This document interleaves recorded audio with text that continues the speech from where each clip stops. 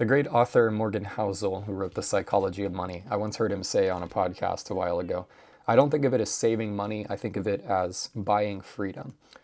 And that's so true. We often, think of saving money as depriving yourself. People who save a big portion of their income, we just think like, oh yeah, they're just not really living life. They're just kind of depriving themselves, and then eventually maybe they'll have something, but is it really all worth it?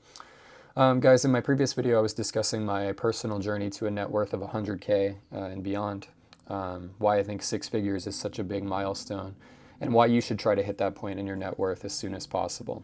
The idea of FU money, the ability to say FU to your current situation, whether that's a toxic job, you can peace out, leave this bad relationship, your hometown where you're living or whatever. Today I wanted to explain in a little more detail why this is very powerful for your life. Why you shouldn't think of saving money as a deprivation of your life now, but you should view it as, buying freedom for the future. Because that really is the most powerful thing that money can afford you. It's not really something that you buy materially. Most people, when they say, I'd like to be a millionaire, what they really mean is they want to spend $1 million because they have their mind on this thing of what $1 million can purchase materially, whether that be, some luxury sports car or some decent house or something like that. They just want to spend all that money instead of allowing it to work for them, which is the most important thing that money can buy for you. Freedom of your time, freedom of choices. Now, saving money to many people, it's boring. There's a bit of a YOLO mindset I see, especially among coworkers I have. Spending the weekends just kind of wasting everything that was earned during the week because, after all, we work so hard, we're kind of draining ourselves during the week, doing something that we hate. And then on the weekend, we go out and get drunk, we party, we do all this, nonsense to kind of cope with the hatred of our lives during the week. And I'm not saying that you need to love your job all the time, but do you love your life enough to not waste it? Do you love it such that you're not just living for the weekends, but you can actually look forward to what you're going to be doing during the week? I'm not saying it's not going to be hard when you're at work or when you're, putting in more of your own time work to build a business or something like that. But are you just trying to escape from reality on your weekends? Is that all life is to you? Just, make it to Friday and then, we have a couple days of fun and partying and stuff like that, and then we just go back to hating our lives. Shouldn't we love all of our lives instead of just, 25% of the week? I think life is about so much more than just, getting drunk and partying with people we don't even like. I never want to be someone who just lives for the weekends while spending my week doing something I hate. You might find yourself in that position for a few years, and that's okay, but long term, you have to think about the future, doing something that you're not passionate about and becoming a different person altogether to fit in within your workplace culture, losing your identity as a man in the process. That's not something that I want for my life. I don't want to fit into that mold or that box. And I hope that you guys want more as well. And I sense that there's a lot of men out there who just want more for their lives. They recognize that the 9 to 5, it's just not what it's cut out to be, what was presented to us in school and even within our workplace now, or the lives that our parents lived or grandparents. And this is one reason that you are going to want to save money to purchase your own freedom back. In this modern economy of employment, we trade time for money. That's what a wage worker is. You make $15 per hour. Well, if you have no money, you really don't have a choice but to trade your time for money.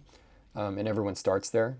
Getting a raise can be nice, becoming a salaried worker, promotion, that can be nice and all, but that still isn't really adding to your freedom if you're not saving and investing your money. Some people are content to let someone tell them what to do forever, ask permission for time off, be the nice guy, never take risks. But I think a lot of us recognize that God is calling us higher than that. Whatever religion you might be or whatever you call God in a way. You recognize that you want your life to be more purposeful than that. We have a purpose greater than slaving away at some company that doesn't care about us. When you understand what money actually is, this becomes more clear. Money is currency, a note of debt from one party to another. The money that you have is essentially what other people owe you in a value that is assigned by our government. At least that's what dollars are, or other kind of fiat currencies. Something like gold, silver, Bitcoin, those are, decentralized, more open currencies that transcend governmental control to some extent.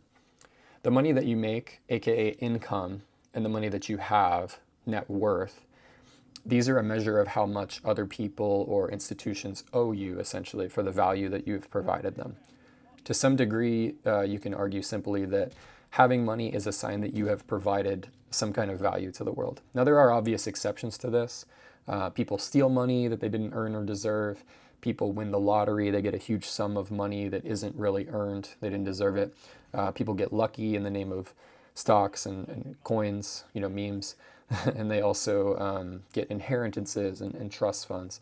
But generally speaking, like, your money is a measure of the value that you have provided to the world. Apple has such a massive market cap as a stock, and no wonder. The company provides immense value in the form of their iPhones. They sell it at a profit, or the MacBooks and iPads, things like that. People line up to buy the new one every single year because they perceive that that device is valuable to them, that it provides some form of value that enhances their life. You could argue the same about a lot of companies out there. Anyway, all that to say, money can buy you freedom of time if you have enough of it. Not having to show up at work, not needing to be anywhere because you don't necessarily need the money for it. You don't need to trade your time for money anymore because you have a portfolio generating passive income. That's an amazing position to be in. Technically, we could call this retirement when your passive income from your investments is greater than your expenses. Retirement is more of a number, not an age. But when most people think of retirement, they think of, getting old, doing nothing, sitting on the couch, or just laying on the beach doing nothing. That's not what your retirement needs to be at all. It simply means that your time is free to do whatever you want.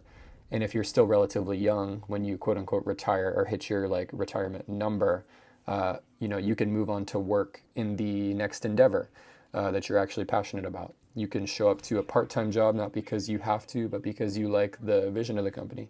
You could do some DoorDash because it's fun. You just like driving around town, listening to music, seeing all the restaurants out there.